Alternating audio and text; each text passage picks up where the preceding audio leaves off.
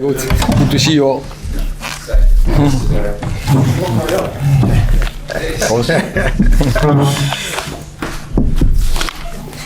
He's here. Okay, I think we have our friend, Mr. Bulliari. Yeah. Okay, so we have a special guest here. So Mila Bulliari is the head coach here since 1960, and I believe. Would you like to come up, Mila? Oh, yeah, come up, Mila. Oh, we can go down. Yeah. Yeah.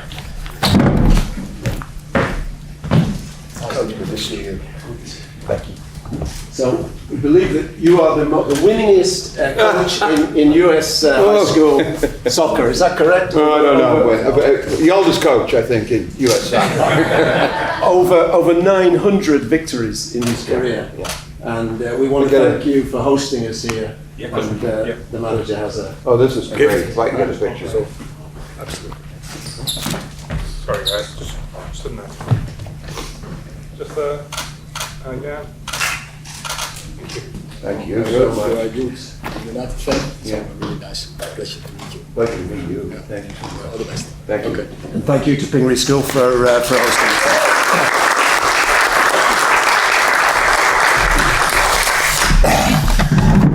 Okay, so this is our pre-match press conference for our game at the MetLife Stadium tomorrow night against Arsenal. And we'll start with Samuel Lucas, the evening news. Eric, you made two very good signings in Mount and Onana and Mount. How confident are you of getting a striker in soon? Because you have said the need to get a player who can score goals consistently. Yeah, we do with across Man United. So with a lot of people, we do everything what's in our power to get the right man in. It's in your power to get the right man in. Yeah, transfer market, you never know, but we know our targets and we do everything we can. What I said. So every effort we put in to get this done, because it's an area where we need improvement. And just with the captaincy, when did you decide that Bruno would become the official captain of the club? In the summer. And when you communicated that when you communicated that to Harry, and then Harry put that statement out, were you aware that Harry was going to put that statement out, and how did he take the news that you were not making him captain anymore?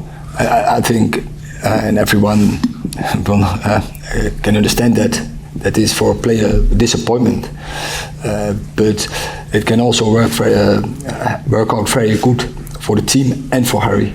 So Harry is an important player, stays an important player.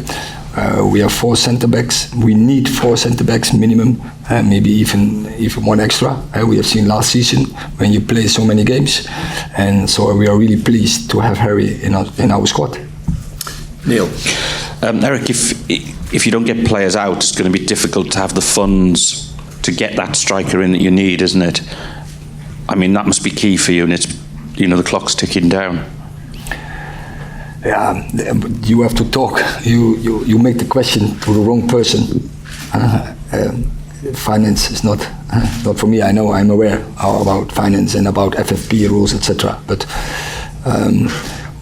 we do, what I said, across United, we do everything to get the target in. Andy. Hello, Erik. Hello. Just on Bruno becoming manager, why did you taking your job? I've been replaced. Just thinking 2 years ahead here. On Bruno becoming captain. All right, I'll give you 3. What was your thought process? Was there anybody else in contention? What was your logic in Bruno? Oh, I think across our squad we have more leaders. So for me, it's always you need a team, a squad. You need leaders. You need team players. You need specialists. You need multifunctional players, and you need individualists. So, and all those areas you have to cover in your squad. And yeah, I'm happy we have more than one leader. And so Bruno will wear the band, but he will get support from others. Chris, just at the front here with the microphone, please.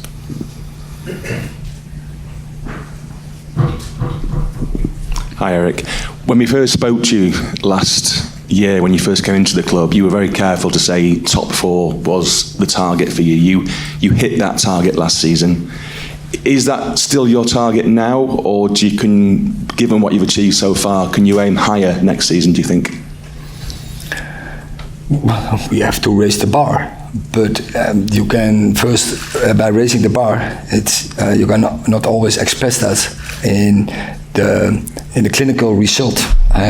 But of course, we want to win every game, and that stays. And we have showed in last season how we can beat all the teams in the world, and now we have to do that on a consistently base. So that is absolutely one of our objectives, be more consistent, and then we will see where we end. But given what you have and given what you've built and given the 2 players that you've signed so far and hopefully more players to come, do you think Manchester United can challenge for the title next season? I already give you an answer in the previous question. So I said we want to be more consistent, and so we want to play in a higher level. We want to raise the bar, lift up the demands, and then we will see where we end. And the competition, we know all, is very strong, but we can beat any club in the world. We have showed. Rob. Hi, Erik. Just on your decision to let David leave and bring in Onana, was there a point at which last season you looked at the goalkeeping situation and thought, I can't continue with David and we need to change goalkeeper in the summer? I think David has a huge contribution on our level performance last year and our result.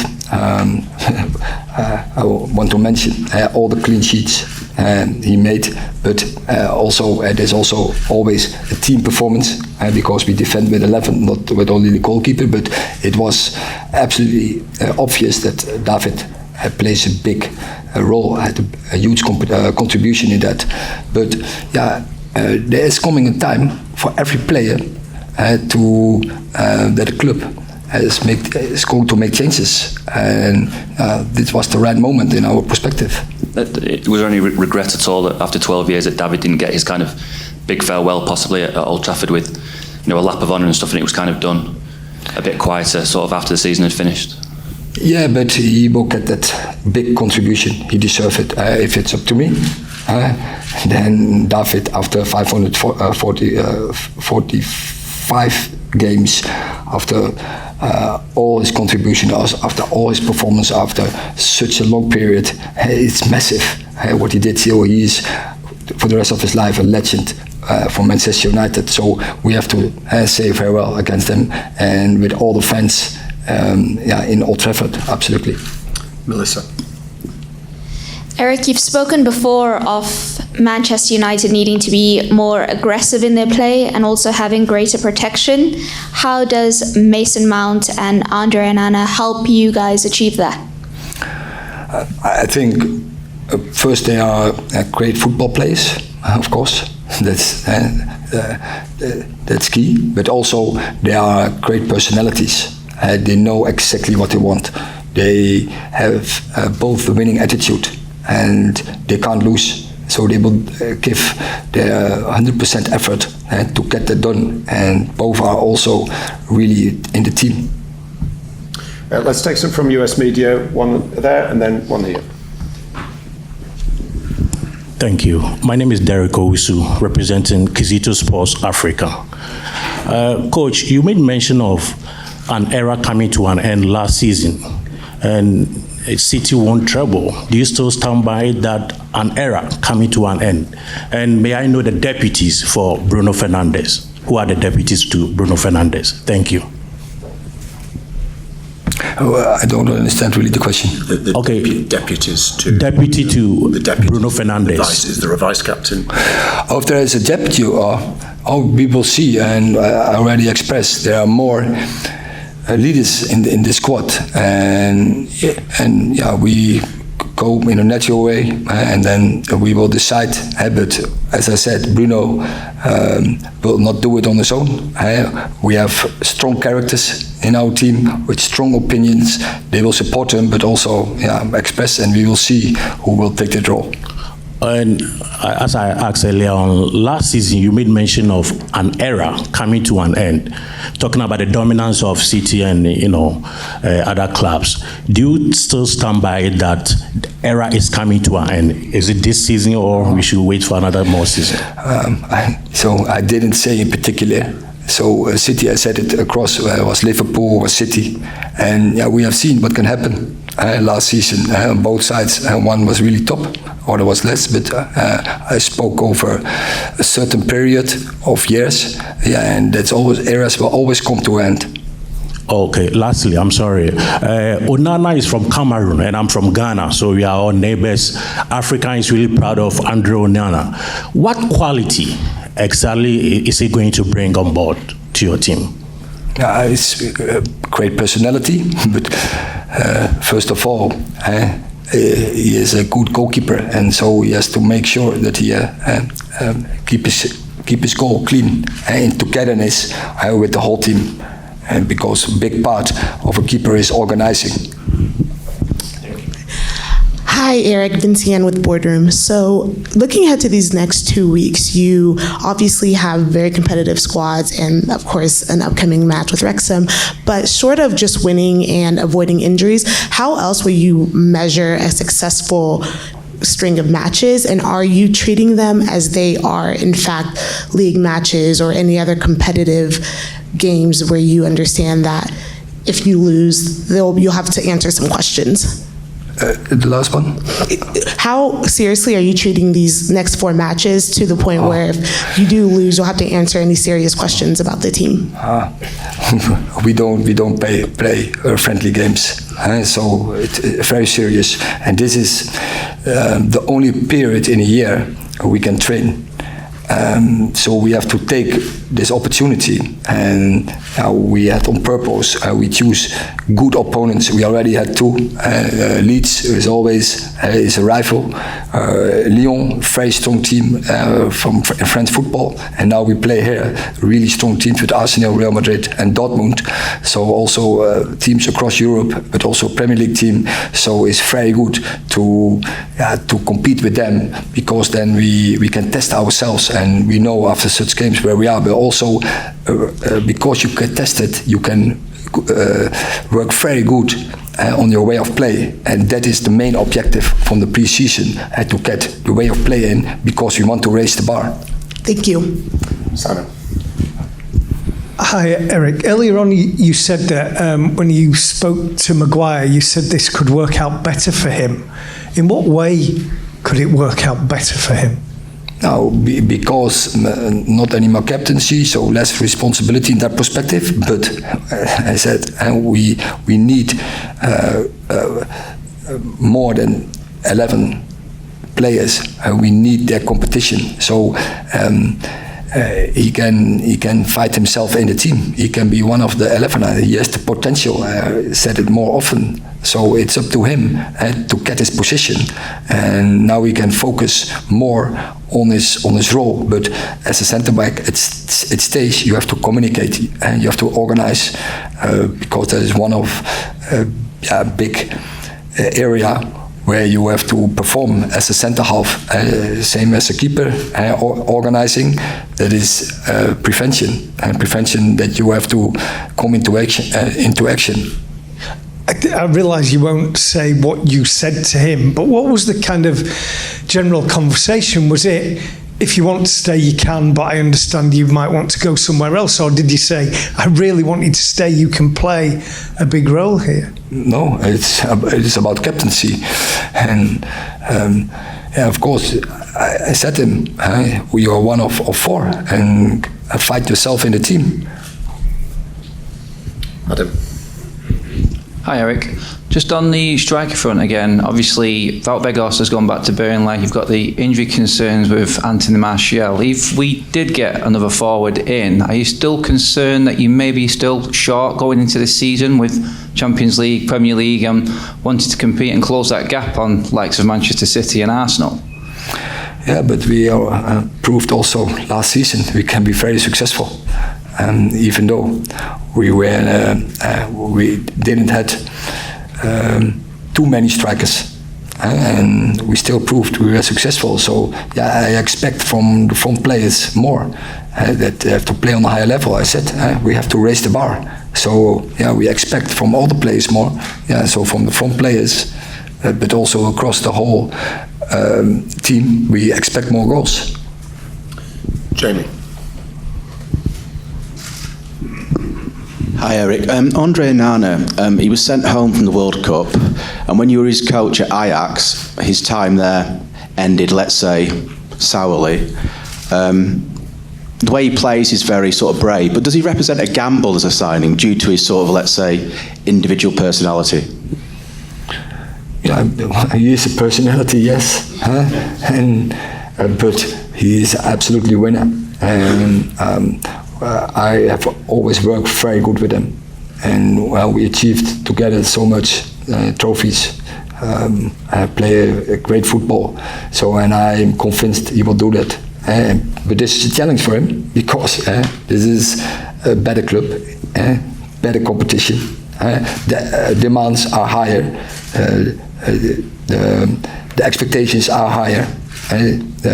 Much more fanboys all across the world. So yeah, that's a challenge, and therefore I wanted him because his character, he wants to have the challenge. Then he's on his best. Because just following on from what you say, Manchester United can be a little bit of a graveyard for goalkeepers. There's been some goalkeepers, big ones, who've come to the club and they haven't been able to handle everything you just described, but you're confident that actually he will add something to your team in this regard? As I said, he likes the challenge. He will raise to the occasion. Erik, we hear regularly that United will always be in for the best players, and you've been very clear that you need a top striker. Why are the club not doing everything possible to try and get Harry Kane in, given he's in the final year of his contract at Tottenham, and if he's going to leave, there's a chance this summer? I don't go into a talk about specific over players who are under contract in another club. One over there. How you doing, Erik? Welcome to the U.S. You brought in Mason Mount. Just talk about how he kind of complements other midfielders like Bruno and Casemiro. He's very dynamic and a lot of game understanding. So in and out of possession, I'm convinced he will really add quality to our midfield department. He will give us more chance to winning games and then in the end winning trophies, because he knows how to win trophies and he will bring that in our squad. Adam. Hi Erik, hope you're doing well. Just a quick question on Kobbie Mainoo. Obviously we saw the video of you after the final speaking with him privately on the pitch. He's been involved again in pre-season. What are your plans for him? Do you think he can have an impact on the first team? And what's he like in training? We have to see in pre-season. So he gets his chance because he deserved it, because he showed it in the under-21s and in our trainings. He showed a high level, and now he have to show it in games. So pre-season is perfect to test it. It's is an option to get into the squad, in a game squad, and even to get into playtime. We will see, but I'm confident he can do. But yeah, we have to wait and we have to test it if it's going to happen. Flex. Hi Erik. On Andre Onana, his playing style is obviously a big contrast to how David would play. how long do you think it will take the players that are here to adapt to how Andre plays and vice versa? And with the different demands in this league versus the Eredivisie versus Serie A, are there any changes that Andre needs to make to his game to adapt, or are you expecting him to play exactly how he always does? Yes, I expect him to do exactly that. I think Andre is a goalkeeper. He can play behind a high block, but also behind a very low block. But of course, and therefore it's so good he's already now in. The cooperation is so essential. And so you need the players in the pre-season, then we can work on that. But I'm convinced that he will adapt, and the players they will quickly also will be aware and will take advantage from his qualities. You already have seen with a different player, but like Mate, he did very well in our games. You see our players very quick adapt to that situation and take benefit from it. Last question, Ty. Hi, sorry, I just wanted to ask Erik, the plan for Rashford. You know, we saw him play centrally, we've seen him play on the left-hand side. Do you have a desired position for him going into next season? Will you be seeing him up front with Garnacho playing on the left? Yeah, that are both positions, and it depends from so many circumstances where we will play him. But he can play both positions very good, and in both positions, he can be really efficient. Hi, Erik. Have you been involved with discussions this summer over Mason Greenwood's future? How do you see that panning out, and have you been keeping in touch with Mason over the last few months while he's been away from the club? Yeah, it's a club decision, and of course I've shared my ideas, opinions, but it's a club decision, and we all have to accept that.